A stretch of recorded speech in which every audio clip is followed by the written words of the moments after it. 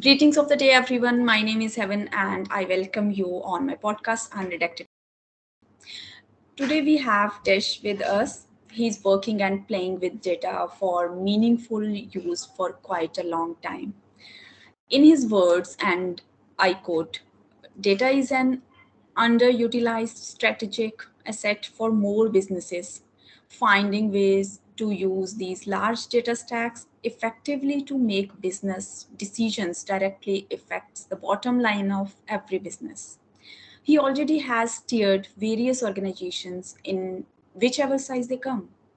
Desh founded iBridge in 2004. iBridge integrated and developed new technology solutions, provide business process outsourcing services, and combine human and computer intelligence for data mining, analytics, and more. It has been a blast. The company culture is collaborative, entrepreneurial by design, and encourages people to think and test ideas. iBridge has grown in all economic cycles, and there are 850 plus people with a global footprint. So, welcome, Dash. I'm honored to have you on my podcast. Thank you. Thank you for inviting me. Yeah. So, if you do not mind, Dash, can we begin with you telling us a little bit about your education professional journey? Absolutely. So I was born in India and grew up in India and left India, I think, when I was about 23. So I studied through most of my life. Actually all my life. I studied through Catholic institutions. I was Protestant Xavier's, then St. David's College, and then I went to Xavier Institute, got my first MBA there, came to the United States when I think, yeah, I said about 23, 24 to pursue a doctoral and pursued another MBA at that point in time from the University of Miami. So the first MBA was in marketing and market research. The second one is in finance. So that's what I've been doing. And then during my time when I was at the university, I had an academic scholarship which allowed me to take on additional programs and work and studies. So I pursued computer sciences, did not pursue a master's at that point in time because I had to get back to work and there was so much going on in the industry that I took that learning and quickly deployed it in the marketplace. And it's been a great ride. Wow, that is amazing and very inspirational. And I cannot let it go without asking, what is your view on e-discovery cultural practices, which is taking place today?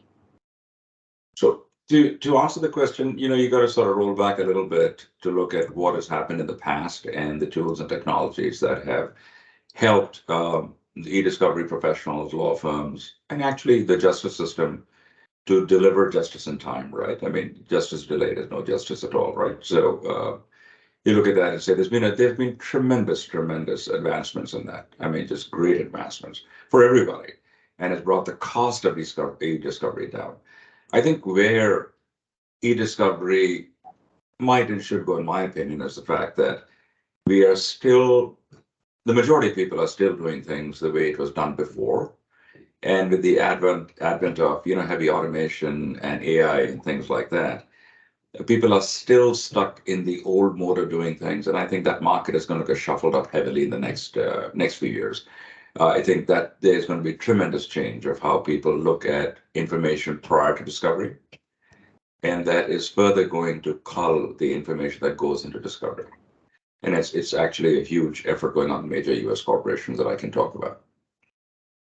Yeah, sounds something we must follow religiously. And we always hear that culture plays an important role in shaping the success of a community or organization. How so? When you have two great examples in India, you've got TCS and you've got Reliance. You can pick which company you want to work for. Completely different cultures, right? So you look at Tata's and Tata Group as such, and you've got a very different cultural format. In the US, you look at Starbucks, you look at General Electric, very different cultures, right?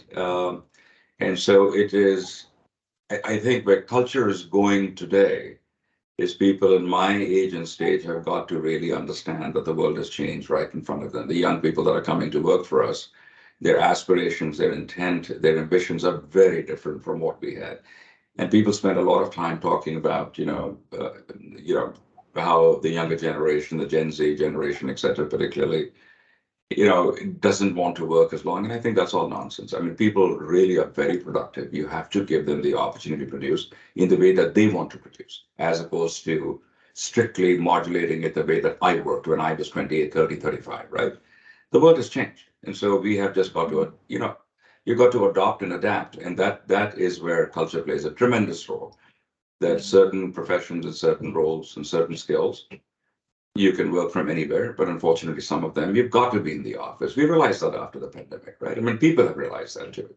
The rank and file of people have realized that sometimes growth comes from collaboration, being at the office, learning, talking, as opposed to, being remote. So culture is really, really important when it comes down to building long-term value in the enterprise for the community. Yeah. Now I'm understanding the culture plays an important role, phrase better. So Yeah, can you absolutely. please, yeah, can you provide examples on how specific culture values or norms have positively impacted our community or corporation? So, I think in India there's some phenomenal stories about corporate giving, right? And so are they around the world, actually. But if you look at some of the impact that is going on in India in the rural communities, right? And how people are spending time uplifting the rural communities, I think that is where it all begins. I mean, it's just not about us, it's about them, right? It's about the people that we impact every day of our lives, right? And I think culture comes in many different ways. Technology is driving a lot of culture today, right? And if you look at how people, the payment systems that are going on in India, how people have completely the disenfranchised, if that's such a term to apply here, how they are now able to join the main economy. And that's a cultural shift, right? I mean, somebody that has an old phone can actually now participate in the economy, right? I mean, with a thumb imprint, with an iris scan. That is huge. That changes how I participate. My voice is heard, and how my voice is heard in the commercial marketplace is what I buy, right? And so companies are adapting and adopting to that. And if you think about why culture is so important, it is just not about the almighty dollar or the almighty rupee, right? It is what we end up giving back. And what we end up giving back is uplifting those around us, right? And the people that don't have an opportunity to be part of the main economy. Right, strongly agree with what you said. And culture is simply a shared way of doing something with the passion. And while doing so, what are some common challenges or obstacles that arise when attempting to create a strong culture within a community or workspace? Well, I'll give you our example, right? So when you introduced us, you talk about 850 odd people in the company. Now we have about 1,300 people. So you can imagine when I started and there were 2, 3, 4, 10, 20 of us, we would talk and we spent time. Everybody knew everybody's families. You got to 100, 200 people, it got a little more difficult. And all of a sudden you hit that magic mark of 1,000, gets much more difficult, right? And as a CEO, I always tell my people is that I'm not so much a CEO, but as a founder of the company, is that I have a wonderful job. My job is to make sure my employees are happy, their families are happy, and my customers are happy. It's just a wonderful job, right? And when you look at that, uh, you look at it and say that, okay, how do I make sure the core cultural values that we built the company on somehow get embedded or imprinted on the new people that we're hiring that we really don't know that well, right? And it's difficult to get to know them because the numbers have gone up. Also, we have found there's been some turnover in people, etc., as they have settled into this new life after COVID. They find jobs and they find it that that's not what they want to do, and they move on to the next company. But all those things help us even strengthen the messaging part of it, right? We really want to help people get out there. My job is recently in the last year, I've been traveling to all our offices and just talking to people and saying that this is a family company, right? My wife and I own it. And it's really true family values. And if I really don't empower my leadership and their leadership and down the ranks to continue understanding that we have to be empathetic, we have to hear, we have to understand. There is a time for productivity, time for discipline, time for all of that. But there's a human element part of it that we sometimes turn a blind eye to or don't hear that causes problems. So we just have to hear better and listen a lot more before talking. Yeah, so challenges have always been there, but with the simplicity you explained, it seems obstacles are stairs. So, can you please tell us in what ways can a diverse and inclusive culture contribute to the overall success and productivity of an organization? I'll again use some numbers that if you think about the number of women in India who are educated, right? I mean, who are very well educated in most cases, and they're not included in the corporate roundtable, right? You see it everywhere, right? When you remember the names of women that are leading organizations, it's kind of sad, right? Because we all remember both in both countries. It's not India's unique or the US, but we don't remember all the men, Mm. right? If 50% of the economy is not contributing at the level they should be contributing of the demographics of people that are there, everybody's losing out from shareholders to leadership teams to employees to everybody, to customers, right? Customers are losing out because one thing that I found that if you don't have women on the table, the way that women think and articulate problems and solutions is completely lost in a bunch of guys, right? And it's not about the motherly context and all that. It's just the way the brain works. Men are tuned in a certain way, women are tuned in a different way, right? And so I think that diversity and inclusion, I'm just talking to the point of women. Now we talk about, different colors, different regions, different, traditions, different people from all across the planet. And you begin to realize that, you know, people are just people. The skin that we have, if you are able to see past that, there's a gift there, right? And how you use that gift is up to you as a leader, as a manager, as a co-worker, as a friend, right? So we get too wrapped up in what the person looks like, as opposed to what does the person really bring to the table, right? So when we interview people, I've always said this in my enterprises that, we spend the time in getting to know you, not about the job. Once we get to know you, and we try our best to not see you, that physical form of that person, because we all have biases, right? And how you dress, what you wear, all that kind of stuff, right? But if you can see past that and include you into that conversation, I think we all benefit. It's just being stupid not to do that. Yeah, so please take note, viewers. This can help you grow exponentially in your respective career fields. I would like to understand how does the culture of community or organization affect the recruitment and retention of employees or members? I'll tell you a very simple thing. If I see somebody in one of my offices that has come for a job interview and is sitting by himself or herself at the reception desk or at one of the conference room, it really pisses me off. Because the first thing you do is when you have a guest come into your office, you welcome the guest and you sit with them. I don't care who you are. You might be coming in to sweep the floor for all I care, right? The point is that you are a human being and I need to treat you with respect. So if I see somebody sitting there in my office, sometimes I'm challenged by language, but I'll always make an attempt to meet and greet that person, right? And then it begins from there, embracing the person from the first time that person crosses your threshold, right?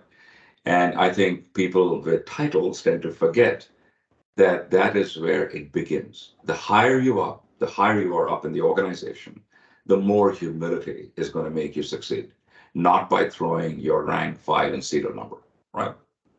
There is, even in the military, there is camaraderie, and camaraderie begins by empathy and understanding, right? So you look at that and you say that, okay, if somebody walks in, a new employee, right? How do people spend too much emphasis on HR and onboarding employees and all that, right? That's a function, right? How do you embrace this person as a human being? I mean, imagine, your first job, you walk into an office or you're changing jobs. You could be a senior, couldn't be senior vice president of a massive multi-billion dollar corporation. You walk in there and it's like, I don't know where the restrooms are, Yeah. right? I don't know who my admin actually is. We are in a pool, right? You might have an admin assigned. There's just a lot of stuff you don't know. So, it's not about onboarding that we spend so much time from the HR side and say it's the human side, right? We have to embrace that person. Now he's part of our family. He's already hired in. Now we have to embrace that person for that person to flourish so that we all can flourish around that individual. It's not about testing that individual's skills or talent. That person is in. Now it's your job to make sure the person is successful. Now, sometimes it doesn't happen, right? And that's okay. Wrong hires are made too, right? Wrong people sometimes, they embellish their resumes and, they kind of slip through that kind of stuff. And it happens. But most of the time, once you're in, you're in. You don't take your own family members, stick them outside the door as much as you want to do that sometimes, right? You have to embrace them. So that is the part of the conversation that I say culture impacts every facet of the growth. Yeah. Now I'm getting understanding of recruitment side as well. So it feels awesome to learn new things. Are there any notable example of communities or companies that have successfully leveraged their cultural identity or to drive innovation and achieve long-term success? I'll start from the other spectrum, right? See the companies, the startup companies that if you notice where the founders, the young founders that are coming in, right? I think some of the young founders that I've had the privilege to meet, I was in India recently in Hyderabad for a conference hosted by SHRM India. SHRM is SHRM, and if people don't know that, they should look that organization up. Um, and I happened to just meet a bunch of young entrepreneurs there who were sitting in a bar, and I was at the same bar, and they were having so much fun, 4 or 5 of them, right? And then as they were walking on, I just stopped them and I said, I want to talk to you guys, right? And I just wanted to know who they are and what they do. And they were all, they just, they saw the value in what they were doing. They saw the purpose in what they were doing. And they saw the value of the culture they were trying to build at that young stage of their enterprise. And I think that is huge. When people begin to realize that they're not going to be able to do it by themselves, they're going to have to rely on a bunch of people that they're going to have to trust. Some of them they have never known in their lives, not the same universities, not the same colleges, right? And they're going to have to figure out how to bring them in, etc. That to me was a very nice moment, when they talked about it very openly. And I think in the larger organizations that we see that are multi-generational organizations, legacy companies that are around, right? And there are a lot of them around the world. I mean, you look at some of the European companies, look at some of the US companies, of course, India, I don't know so much about China, but in India, you've got these companies, the brands that have been there forever, right? And if you look at them, their leadership has aspired for the same thing for the next generation, right? And I think that embracing people at the leadership level and understanding who your successor is, and planning that properly, the succession plan in the job that you're in today, you make yourself redundant, right? When you do that, and if you have that cultural understanding, you will pass that on. And when you pass that on and you're training somebody to take your job in the next 2, 3 years, you will even make sure that that person actually follows that, right? It's just not about work, it's outside work too. Just making sure that relationship is built in that fashion, right? And so enterprises are driven by certain objectives. I think enterprises that put an emphasis on relationships tend to survive the longest. And that is something that, we have embraced for a while. Yeah. So it was for sure a learning on leverage and how to build long-term success. So how does culture influence decision-making processes within a community or organizations? Can you provide any instances where cultural factors have had a significant impact on important decisions? I can think of a few incidents on the planet that have occurred because people have not really cared about the community in which they have built, massive manufacturing facilities, right, and hazardous chemicals and things like that, right? And if you look at some of the gas leaks that have occurred over time, some of the trains that have unfortunately derailed and caused huge community impact, hazardous material that is being produced, carried, transported, and stuff like that, right? I think those are the ones that we always read about, right? And we hear about that and you think that, geez, why didn't somebody think about this before? Where was this? Where was the compliance program? What happened? I think the cultural manifestation of these objectives is really, I mean, you think of all the companies that are there today, right? All the great companies that are there today, right? You see a common thread. They care. They really care. That caring comes through in every decision that they make, right? It cannot always be economic. Economics, I mean, we are here to serve our shareholders, and I understand that part. But we also have to share, and we have to also, share what we have done with the community, right? So how, if I'm putting up something and I'm building something, because I mean, AI is a great example of this, right? And there's a great example of what we worry about this technology is going to do to the people around us, right? And we don't know that, right? Some of the leading minds in AI have been warning us that if we don't put controls around this thing is going to run amok.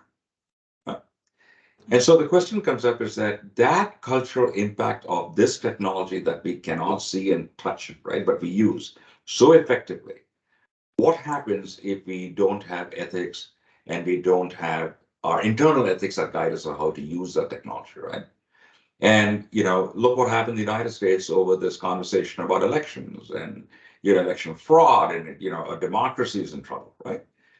So that's how technology can adversely impact even the person that is out there voting, right? Right. And so you think of actual stuff that we touch and we can burn ourselves on and stuff like that's a whole different cause. So leadership has to understand that whatever we do has great impact on the communities that are around us. And you can't stick factories in underserved areas, in towns which are, people are just hungry for work and they don't care about the environment. It just comes back to bite you. So decision making has to follow that understanding of the environment, the people, the community that we serve all the time. It certainly turns good into great. So, what are some effective strategies for fostering a positive culture within a community or organization? And how can leaders and individuals contribute to these efforts? Leaders, it's really simple. Show up. Just show up and talk about it. Right? And when you're talking about it, you're not talking about you. You're talking about them and the organization, the culture of the organization. We tend to focus too much on the bright lights that are on ourselves. And unfortunately, we get this as we climb the ranks in corporate, whatever. We tend to forget that, behind this title, there's a person. And that person is just the same as the person across the table that's sitting there or listening to you, right? And we tend to forget that, right? And so that conversation has always been that, okay, when you speak truthfully. People can pick through this very quickly when you are not speaking from your heart, right? So, and people are not stupid. And sometimes leadership has got to understand, but by showing up, by talking, by taking the time, allocating the time, it's not all about work. You're not going to get productive and get the best out of your people if you don't take the time to understand your people, right? Work is work. We all know why we come to the office, but it's more than that because the amount of time that we spend there, right? So the role of leadership, whether you're a manager or you're a CEO, is the same thing, right? You got to bring out the best of your people by really beginning to talk to them, understanding them, and understand how do you surround them in areas that they're not very good at, right? How do you step up and help them when their families are in trouble or there's a sick child or whatever's going on at home, right? How do you get people to even talk about it? Many people don't want to talk about it at work. They think it'll affect their promotions, they look weak, and that also leads to women, right? I mean, women suppress so much of that, right? Because they think that already this is a situation where I'm not the whole person. They're looking at maybe 80% of the person, right? Now I'm going to throw in a pregnancy or I'm going to throw in a sick child. I mean, that culture, we have got to get past all of that and understand that people are people. They need help. but they also need to be reminded that we are in business and the purpose of business is profitability, but at what cost, right? That's the question. Yeah, well said. And we must cultivate a positive culture as it brings the best out of us. How can, Absolutely. yeah. So, how can cultural differences or clashes within a community or workspace be addressed and resolved to ensure harmony and productivity? So we encourage in our company, we of course, we encourage civility. Right? If I got a problem, right, I should be able to talk. A speak up culture, right? I mean, so if you go around the table and nobody wants to contribute to the conversation, you know you have a problem in the enterprise. Because if the people that are sitting on the table worry about speaking, you really have a bigger problem than you think you have. Right? And so if you ask people to speak up repeatedly, and sometimes language can be a barrier, right? I mean, so you have translators on standby and stuff like that, right? And you encourage people to speak. And if in the conversation you notice that the only people that are speaking are senior leadership, you are in deep trouble. You are in so much deep trouble. Even if it's an engineering design issue, right? If it's whatever it is that you're working on, the only person that is talking all the time is sitting at one end of the table, at the head of the other end of the table, you got a problem. Right? And so I think that conversation about a speak up culture, a conversation where people are, they can speak up and not be retaliated against because they disagree with an idea or concept or a thought, right? They're allowed to contribute. We tell people, look, you cannot make a fatal mistake, right? Just talk to us, and sort of explain to us why you think that there's a problem here, right? You know, as I said, managers and leaders have to take that second step back and say, let me listen. Let me listen to what this person has to say. Right? There may be a beautiful idea there. It may not be related to the particular problem you're trying to solve. It might be related to something else, right? That person is not seeing it exactly, so you mold that person back into the thinking. But there's an idea there. And if you can nurture the thought and idea into something else, maybe at a different meeting, you might get something out of it. I think the conversation, to net it out, is listening more and speaking less, and running a round table in your meetings, as opposed to I'm the CEO of the company or the head and sitting on the head of the table. One thing I did all my life, I never sat at the head of the table. Never. I still don't do it. It's just to me, it's the wrong message to send to everybody else, right? And actually, my offices, I have the smallest office, but by design.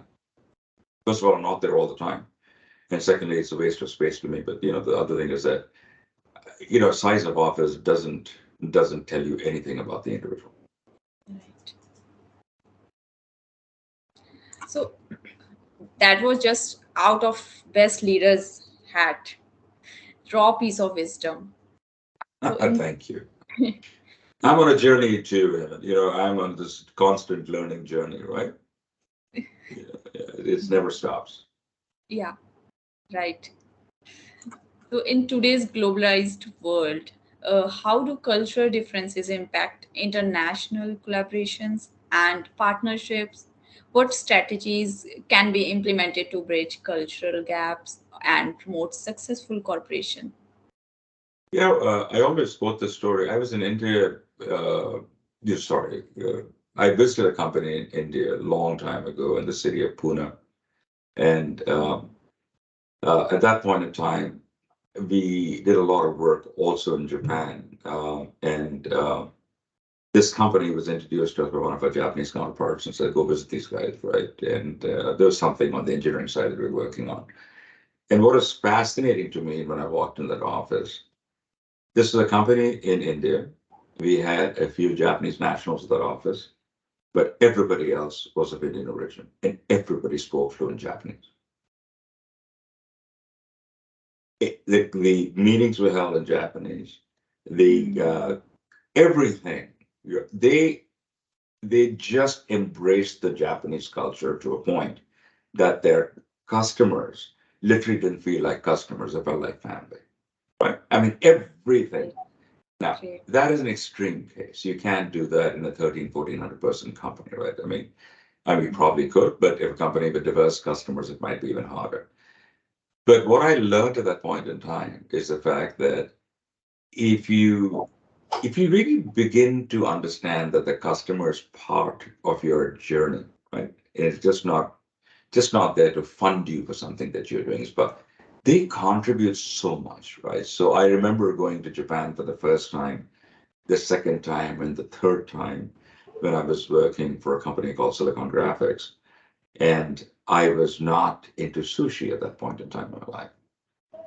My boss calls me up from Silicon Valley and says, "Hey, Desh, I understand that you're not hanging out with the local crowd." And I said, "Yeah, I'm spending a lot of time with them." He said, "No, you need to go out to dinner." And I said, "Geez, Ken, I don't eat sushi." And he said, "Well, learn." I never forget that, right? And it was one of the most phenomenal journeys to really understand the Japanese culture from my life, right? From my little lens, and really learn to eat some phenomenal sushi and understand their culture. And the relationships at work became so much more easier over the years, right? Because I was just one of them, right? And I think those things internationally, when you're doing global business, it's sometimes tough. In India, we eat dinner at 10 o'clock. In the US, we eat at 6:30. It's just understanding and embracing that and saying, okay, I'll find a compromise. I'm here for a week, right? And I think that's the fun, actually. That's a wonderful part about going to different parts of the planet, meeting different people, getting to know them, and you're just hanging out with them, just being one of them, right? I'm amazed to know unheard best practices. One must follow these strategies. So, I must ask, what are the top five things one must do to contribute to building a strong culture or environment? I think one thing that I did was I wanted to make sure that the cultural ethos that we have built in the organization are actually built to last, right? And we don't compromise them in a situation or in an event of some kind, right? So I took a lot of time doing that and getting a lot of advice. So, everybody says this is that none of us began this journey on our own, right? You know, People talk about self-made people. I think that, well, that's not true because there are a lot of people that contributed to that person becoming a self-made person, right? So I took a lot of advice. I mean, I'm not afraid of asking people, right? So I took a lot of advice from friends and senior leadership and colleagues and found out that, yeah, this is what we're trying to build. And once we had done that, right, and we said, okay, we have survived through every economic up and down because of the fact that I could lean and people could lean on me, right? And we said, okay, if this is what makes us who we are, we better not dilute, right? So when we began to look at that and we said, okay, how do we make sure that we have the right message, which was number one to the 5 points that you asked. The second thing is that once we got that messaging right and we believed in it, the second thing I will tell you, you gotta believe it. And when you are in a conversation about culture and somebody points out to you that, hey, you say this, but you don't do this, right? Yeah. It's a moment of reflection, right? And saying that, okay, have we shifted in some direction, right? And so you kind of go back to the center, which is the third thing that I always tell. We always go back to your center. You know what is right. Everybody knows what is right, right? So you go back to the center and say that, okay, this is my center, right? Which is the third thing that you got to do, because things will pull you in the wrong direction all the time. But if your organization has changed so much, your customers have changed so much, then go back and look at it to say that what are the cultural ethos that I have that worked for 20 years ago, but it's not going to work today. Something has shifted under us, right? So what is that, right? And so then you look at it and say that, okay, how much of it do I need to change? And how radical is that? If it's radical, then you get back on the horse and go back to every organization, every part of your company, and talk to them about, but also get back to your best customers and you talk to them about how much change is going on in the enterprise and how that cultural shift that you're going to be making is based not on your gut, but other reasons that are out there that are telling you to make that change, right? And I think if you keep those four or five things in the top of your mind as you go through the journey of growth, you will succeed. I mean, and if nothing else, people will trust you, and trust also drives success. I hope that is Noted. helpful. Yeah. Yes. Thank you. So, what advice will you give to legal professionals to be more productive and happier while working harder? So I think if people think they are going to work, I think it's pretty much over, right? I mean, it's over. If you are, people confuse sometimes passion with work and stuff like that, right? I think you sometimes you nurture your passions outside work because you could be very passionate about feeding the poor, which is not what you do at work, right? Whatever that story is. The question comes up is when you get to work, you begin to understand that the person that you're working for depends on your work. It's not paying you and all that. I thought all that, but really it depends on your work. Right? So taking the time to really do it right. And what we have found in e-discovery, and it's not uncommon sometimes, that people mess up and they try and hide it. And when they try and hide it, they can never hide it because it'll come up somewhere when we cross correlate data, right? It just happens to come up, right? Or we are looking and if we are looking at documents during review time and things like that, it just comes up, right? Because the logic doesn't fit, right? Lawyers are very smart people. I haven't met a stupid lawyer that I've seen in litigation practice. I have some of the law firms I met in India, some of the law firms I really that work in the United States. They're just extremely bright people, right? So e-discovery professionals have got to understand that they are in partnership with their law firm or with their customer that most of the time happens to be a law firm, especially in the United States, right? And so we are in partnership. We need to understand also how to guide our lawyers who generally don't have a lot of time and are extremely busy, right? How to guide them in their thinking so that they get what they want from you and you are able to deliver that in the time that they're looking for. And sometimes that means, working 18 hours a day for a week, when trials are coming up. I mean, it's just part of that life, right? But it is also understanding evidence, understanding the information that you have, and trying to think outside the box. Yeah. This podcast is so filled with wisdom. So, my next question is that do you feel that uh, India or Indian organizations working in legal tech follow different norms that the rest of the world? If yes, then is it better or worse? I don't think it's better or worse, but the answer is yes. They are different, right? I mean, they're very different, right? And I think that differences are cultural differences and how people set up companies and the objectives that they have and things of the nature. And again, going back last decade or so, um, it was a production culture. It was not a thinking culture, right? Now I'm seeing some of the newer companies or some of the companies that are morphed into different kinds of enterprises. I when they talk to me, I always get a sense that they're actually thinking through stuff and thinking through innovation, right? And those companies, they are not back office operations that are not out there as factories, right?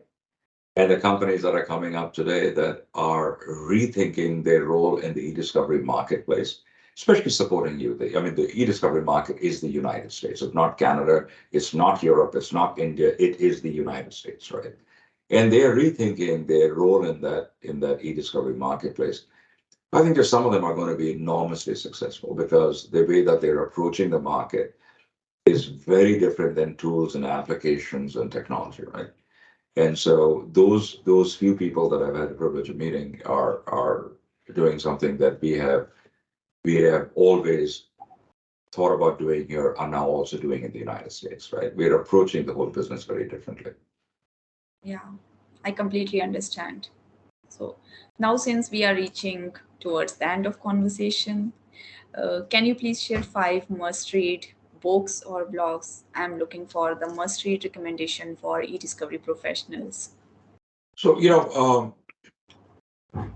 I can't give you titles, but I can give you overall topics, right? I mean, Hmm. the reason I say that is there's so much information available today. I mean, it's just ridiculous, right? The amount of information that one has to sort of go through, right? But I will tell you this, that I am an avid reader of a lot of electronically published information today. If I do read a book, it is going to be on my long flights, as opposed to spending an hour a day reading, which many leaders actually do. I haven't sort of inculcated that habit so far in this life that I'm leading now, because it's just the hours that we spend at work and the travel that's involved, right? So I read a lot of digital information when it comes to me, right? And I sort of read across the board. It's just not e-discovery, but legal in general, right? And law firms, sometimes some of the major law firms in the United States, and actually some of the two leading law firms in India. One is Desh Urs company, and the other one is Zia's company in India. They produce some phenomenal information. ACB is one of the companies, and then Nishit Desai and Associates, right? I mean, they just they just produce some very high quality work, and that for the Indian legal professions, I think is something that you need to look at, right?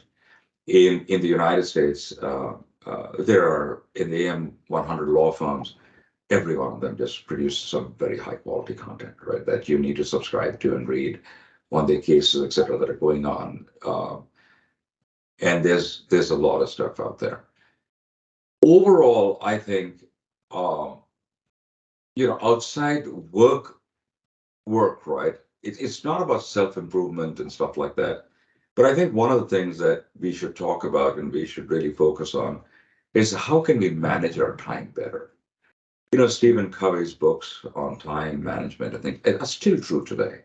There are books written about team selling that have stood the test of time, right?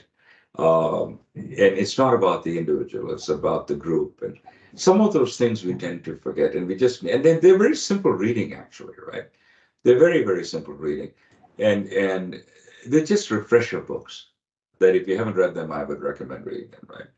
And then there are books that will help you sort of understand. I mean, if you're mathematically oriented and things like that, right?